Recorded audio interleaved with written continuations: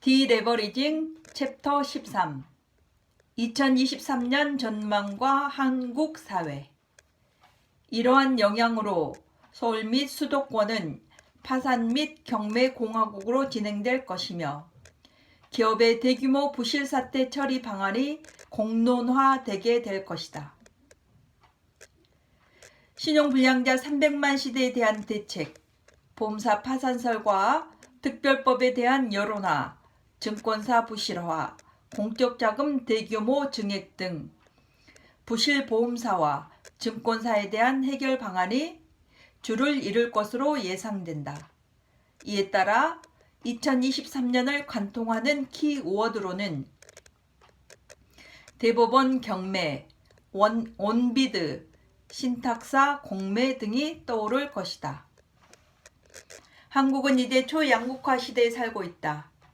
18개 시중은행이 보유한 개인 고객 예금액은 632조 341억 원 중 예금 잔액 상위 1%에 해당하는 계좌가 보유한 액수는 283조 2544억 원으로 전체 예금의 45.5%를 차지한다. 그리고 하위 40% 국민의 예금은 100만 원 이하이며 하위 60% 국민의 예금은 1000만 원 이하에 불과하다. 근로소득과 사업소득, 금융, 임대소득 등을 합친 통합소득 기준으로 상위 0.1%와 중위 소득자 간 격차가 무려 64배까지 벌어지는 것으로 나타났다.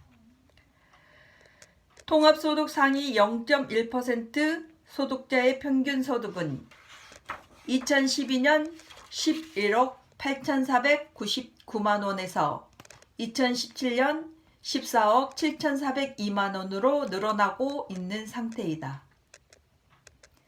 전체 소득 중 상위 0.1% 소득이 차지하는 비중도 2012년 4%에서 2017년 4.3%로 늘어난 것으로 나타났다.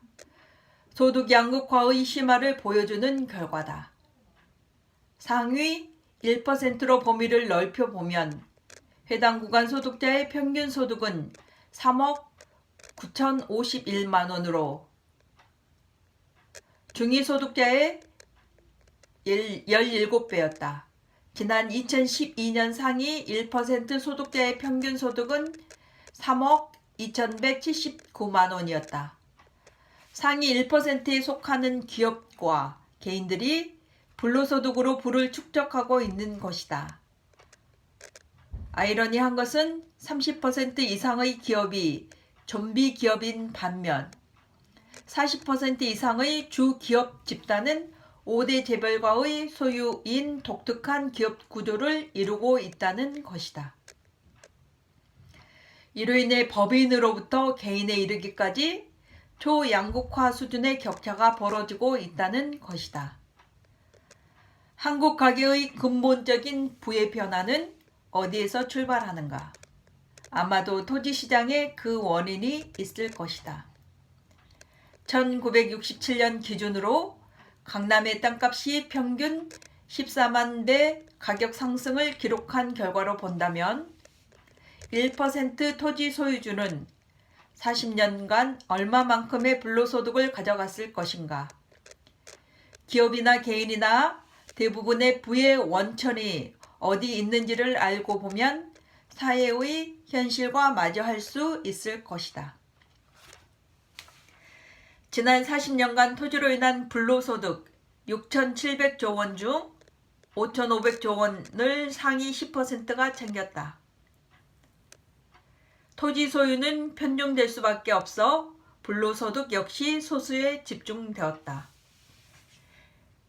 행자부 부동산정보관리센터가 부동산 종합대책을 마련하기 위해 지난 3월 개인 소유 토지에 대한 전국 단위 거주, 지별, 연령대별 부동산 소유 현황을 분석한 결과에 따르면 작년 말 현재 땅 부자 상위 5%가 전체 개인 소유 토지 57,218제곱킬로미터의 82.7%를 차지하고 있는 것으로 집계된다. 또 상위 1%는 51.5%를 차지하였다. 기업이 보유한 토지 면적과 금액도 급격하게 상승하였다.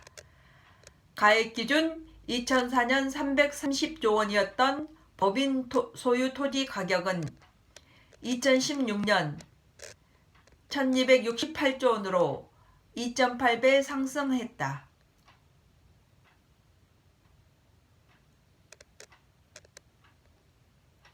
특히 재벌 등 상위권의 집중이 심화되었다. 국세청 자료에